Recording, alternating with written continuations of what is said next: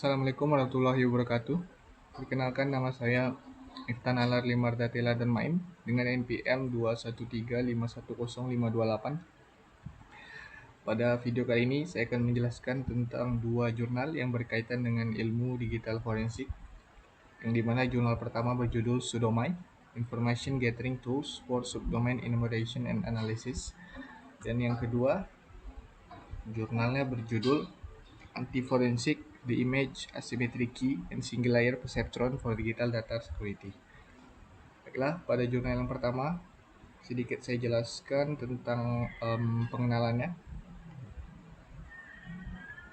yaitu berdasarkan Indonesian Security Incident Response Teams on Infrastructure Coordination Center menjelaskan bahwa tingkat keamanan internet di Indonesia tahun 2018 memiliki nilai indeks yang sangat buruk jika dikomparasikan dengan Jepang. Dapat dilihat pada gambar pertama ini, di mana Indonesia itu menggunakan garis yang berwarna ungu, sementara Jepang adalah garis yang berwarna hijau, yang dimana tingkat penyerangan Indonesia itu sangat tinggi.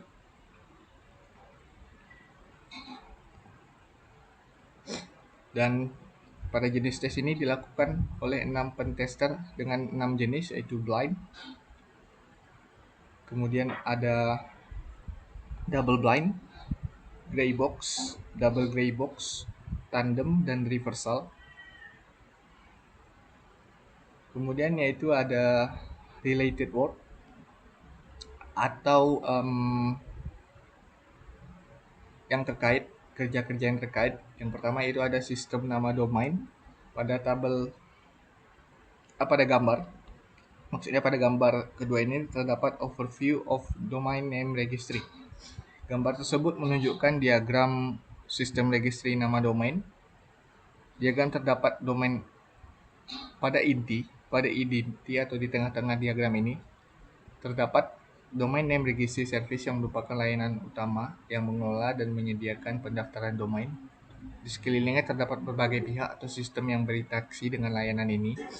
Yang pertama ada register administrator, yang merupakan pihak yang mengolah atau mengatur registrasi domain melalui register. Kemudian ada register sistem yang digunakan oleh register untuk mengelola pendaftaran domain. Kemudian ada NIC administrator yang bertanggung jawab untuk Network Information Center atau NIC, yang menangani pengelolaan data teknis domain. Kemudian yaitu ada NIC sistemnya sendiri, sistem teknis yang digunakan untuk mendukung pengelolaan nama domain. Kemudian ada payment contact. Mungkin payment contact di sini bisa tertuju pada pihak yang bertanggung jawab atas pembayaran terkait pendaftaran atau perpanjangan domain. Kemudian ada owner, yaitu yang punya pemilik atau pengguna domain yang terdaftar. Kemudian ada technical contact, pihak yang bertanggung jawab untuk aspek teknis domain seperti konfigurasi DNS. Dan yang terakhir ada visitor, merupakan pengguna internet yang mengakses domain tersebut. Kemudian di sini juga ada National Institute of Standard Technology SP 842. Departemen Perdagangan AS menerbitkan rekomendasi tentang pengujian keamanan jaringan sebagaimananya ditetapkan di Institusi Nasional Standar dan Teknologi Publikasi Khusus 842.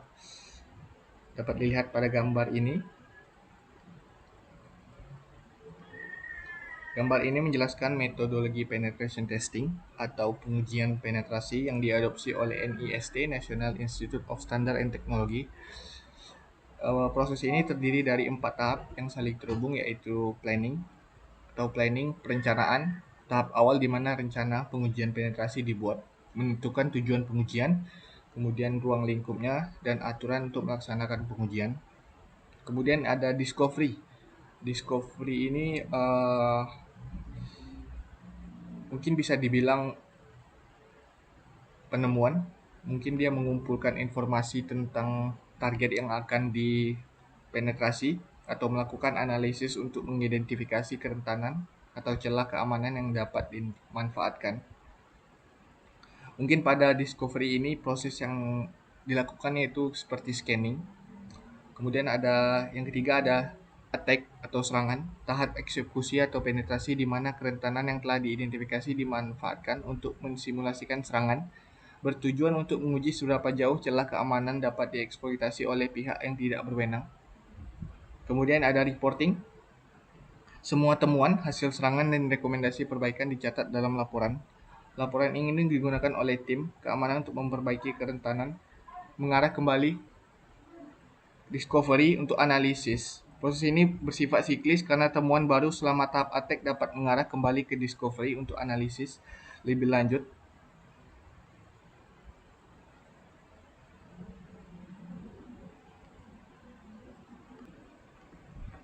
Kemudian gambar yang ketiga ini adalah penetration testing methodology. Yang pertama ada planning dan preparation, kemudian yang kedua ada assessment, dan yang ketiga ada reporting, clean up, dan destroy. Pada proses penetration testing methodology ini, yang pertama dilakukan yaitu adalah pengumpulan informasi, kemudian network mapping, yang ketiga ada vulnerability identification, yang keempat ada penetration, kemudian yang kelima ada gain access dan privilege escalation, yang keenam ada enumerating further, yang ketujuh ada compromising from remote user or site, dan yang terakhir ada maintenance access.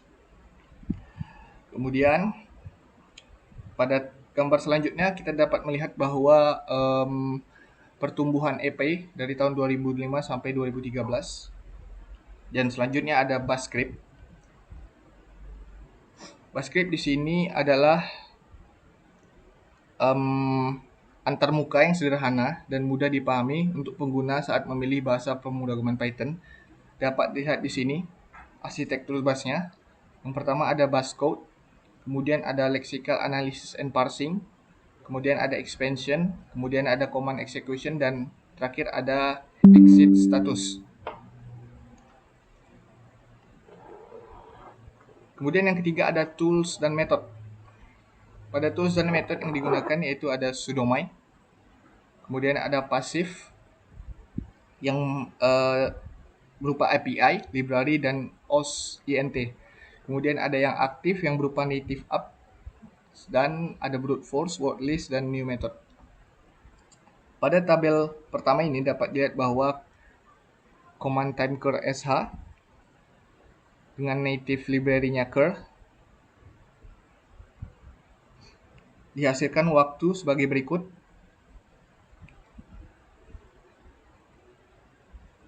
Kemudian ada testing material. Material yang digunakan di sini berupa Asus ROG dengan OS Windows 10 dengan pin connection 2ms dan provider Telkom.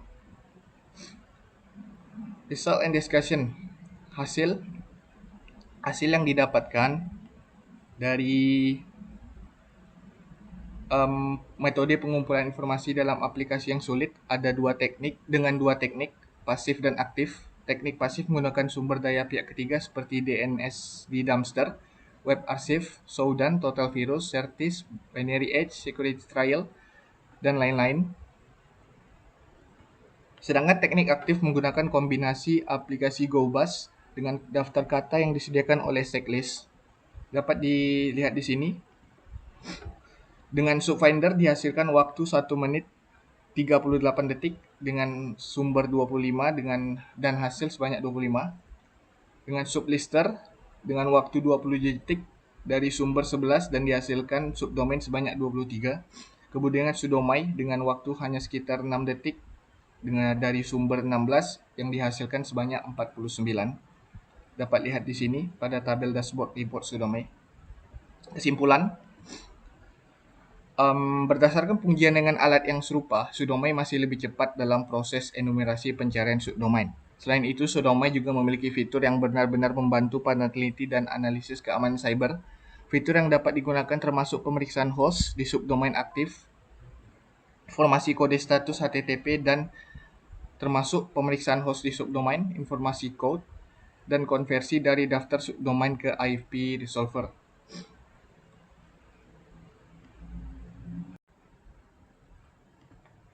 Kemudian kita lanjut pada jurnal kedua yang berjudul Anti Forensik. we made a schematic key and single layer perceptron for digital data security. Baiklah, kita bahas sedikit tentang pengenalan yang ada pada jurnal ini.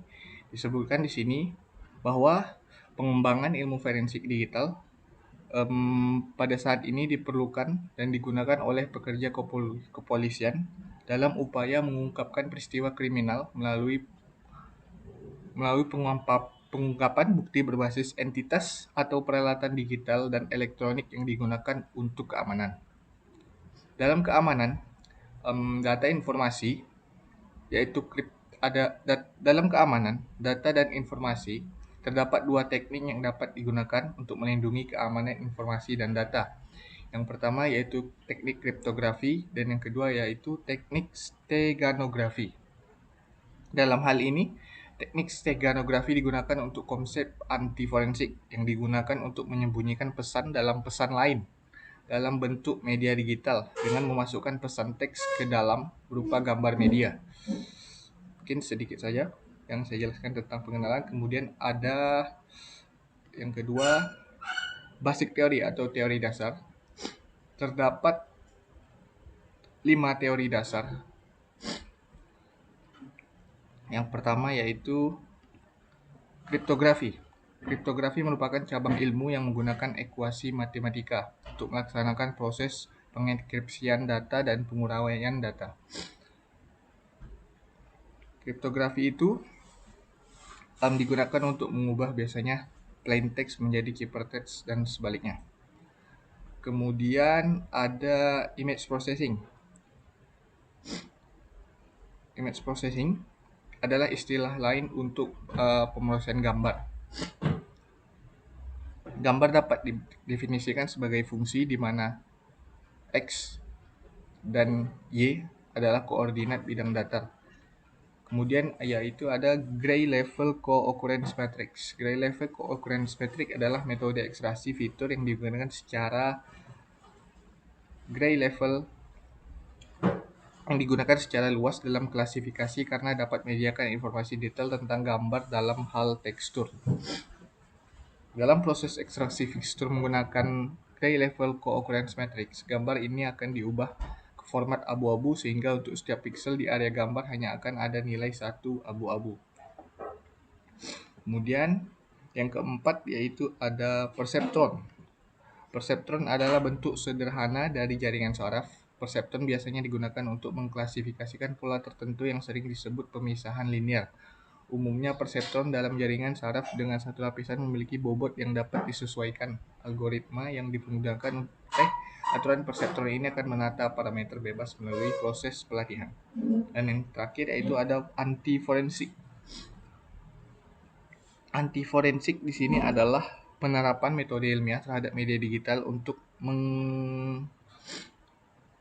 melampaui informasi aktual yang untuk pengucapan hakim.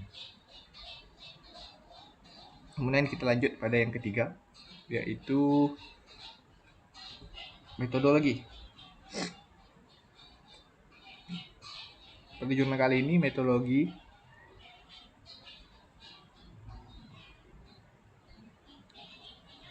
yang digunakan menggunakan metodologi Artificial Neural Network atau ANN dan GLCM, Gray Level Co-occurrence Matrix.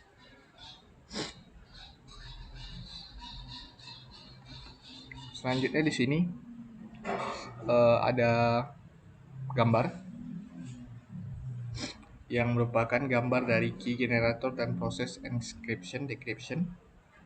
Gambar ini menunjukkan alur proses enkripsi dan dekripsi menggunakan metode yang melibatkan key generator proses, enkripsi dan proses deskripsi. Pada gambar ini, proses ini menghasilkan public key atau KPU dan private key atau KPR menggunakan metode tertentu. Pada tabel ini didasarkan pada jaringan syaraf tiruan dan backpropagation. Bisa dilihat di sini langkah-langkah yang pertama yaitu input data, bisa menggunakan citra, jumlah not tersembunyi, mode ekstraksi dan data latih. Kemudian ekstraksi nilai melibatkan proses perhitungan nilai buku citra. Kemudian ada pelatihan JST melalui beberapa tahap seperti konversi data untuk pelatihan, input nilai ke lapisan, masukan atau input layer, proses di lapisan tersembunyi dengan aktivasi, perhitungan kesalahan MSA dan koreksi bobot, kemudian pembaruan bobot untuk menghasilkan output. Hasil akhirnya adalah KPU dan KPR. Kemudian yaitu yang kedua ada proses enkripsi. Proses enkripsi,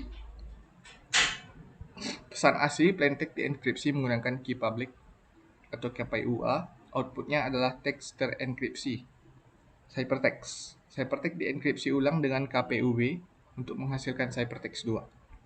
Ciphertext 2 didekripsi menggunakan KPRB untuk menghasilkan ciphertext 1.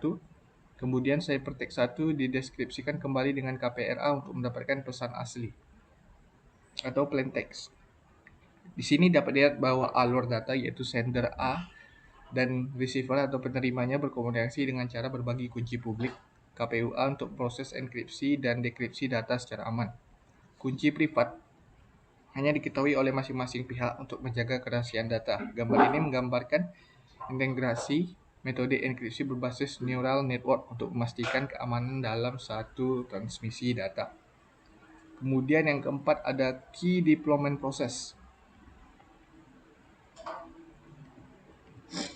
Key deployment process yaitu terdapat 4. Yang pertama ada extract value from the image.